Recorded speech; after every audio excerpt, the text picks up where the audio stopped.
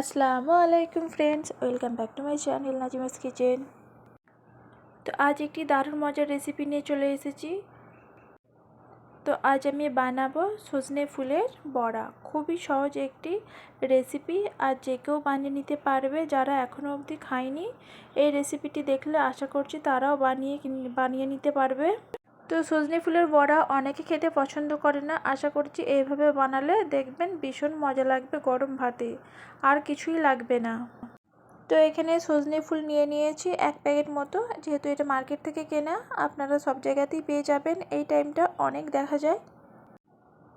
তো এখানে দেখুন ফুলের মধ্যে যে ডাঁটিগুলো আছে সেগুলোকে আমি পরিষ্কার করে নিচ্ছি। অবশ্যই এগুলোকে পরিষ্কার করে নিতে হবে। তো এইভাবে দেখে ডাঁটিগুলো আছে বেছে নিয়ে ফেলে দেব। তো এই ফুলগুলো একেবারে ফ্রেশ, দেখেই বোঝা যাচ্ছে। তো পরিষ্কার করে বেছে নেওয়া হয়ে গেছে। তো এবারে আমি পানি দিয়ে ধুয়ে নেব, আর সাথে দিয়ে দেব হাফ চা চামচ মতো লবণ। লবণ দিলে ফুলের যে একটা ঘ্রাণ থাকে সেটা আর থাকবে না। তো এভাবে ধুয়ে নেবেন। ফুলের যে ক্রসটা থাকে সেটাও দেখবেন থাকবে না। তো ভালো করে আমি 2-3 বার এভাবে ধুয়ে নেব। তো দেখুন পানিটার মধ্যে কতটা নোংরা হয়েছে। তো পরিষ্কার করে ধুয়ে নিয়েছি। তার মধ্যে দিয়ে দিলাম একটা পেঁয়াজ কুচি, দিয়ে দিচ্ছি স্বাদ মতো লবণ, আর দিয়ে দিলাম হলদি পাউডার হাফ চা চামচ, লঙ্কা পাউডার হাফ চা চামচ, আর দিয়ে দিলাম জিরা পাউডার, আর এখানে দিয়ে দিলাম 1 চামচ মতো আদা রসুনের পেস্ট। তো এখানে দিয়ে দিলাম 2 চা চামচ মতো পোস্ত, আর দিয়ে দিচ্ছি 2 চা চামচ মতো বেসন, আর সাথে দিয়ে দেবো 1 চা চামচ মতো চালের গুঁড়ি, আর দিয়ে দিচ্ছি একটা কাঁচা লঙ্কা কুচি। তো সব কিছু দেওয়ার পরে খুব ভালো করে মেখে নেব। তো এখানে পানি ছাড়াই মাখা হয়ে যাবে, পানি দিলে নরম হয়ে যাবে, পানি দেবেন না। ফুল থেকে যে পানিটা বেরোবে সেটা দিয়েই খুব সুন্দরভাবে মাখা হয়ে যাবে। তো দেখুন মাখতে মাখতেই নরম হয়ে যাচ্ছে।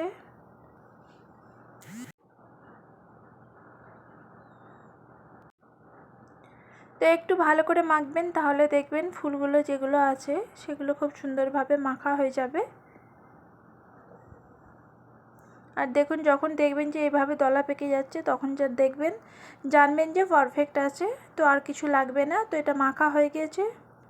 তো কড়াই বসিয়ে দিয়েছি, আর তার মধ্যে দিয়ে দেবো পরিমাণ মতো তেল। তো তেলটা গরম হয়ে যাবার পরে এখানে আমি একটা একটা করে বড়া দিয়ে দেব।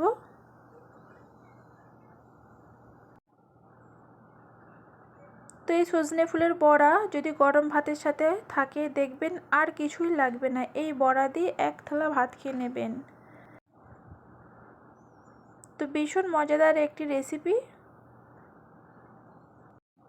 তো আমার এতক্ষণ সাথে থাকার জন্য অসংখ্য ধন্যবাদ। আর যে বন্ধুরা এখনও অবধি লাইক করেননি প্লিজ একটি লাইক করে দেবেন। তো এখানে একটা সাইড হয়ে এসেছে, তো উল্টে পাল্টে নিচ্ছি, আর একটা সাইড ভেজে নেব। আর এই ভাজার সময় গ্যাসের ফ্লেমটাকে মিডিয়ামে রেখে আমি সজনে ফুলের বড়াটাকে ভেজে নেব। তো এখানে দেখুন কালারটা খুব সুন্দর চলে এসেছে। তো এবার তেল থেকে উঠিয়ে নেব। অবশ্যই জানাবেন কমেন্ট করে কেমন হয়েছে সজনে ফুলের বড়া। আপনাদের কাছে যদি হেল্পফুল মনে হয় তাহলে চ্যানেলটিকে সাবস্ক্রাইব করে পাশে থাকা বেল আইকনটি অবশ্যই প্রেস করবেন, আর ভিডিও শেষে একটি লাইক করে দেবেন। তো ভিডিওটিকে আর বেশি বড় করলাম না, এখানেই শেষ করলাম। আবারও অন্য কোনো রেসিপি নিয়ে চলে আসবো। আল্লাহ হাফিজ।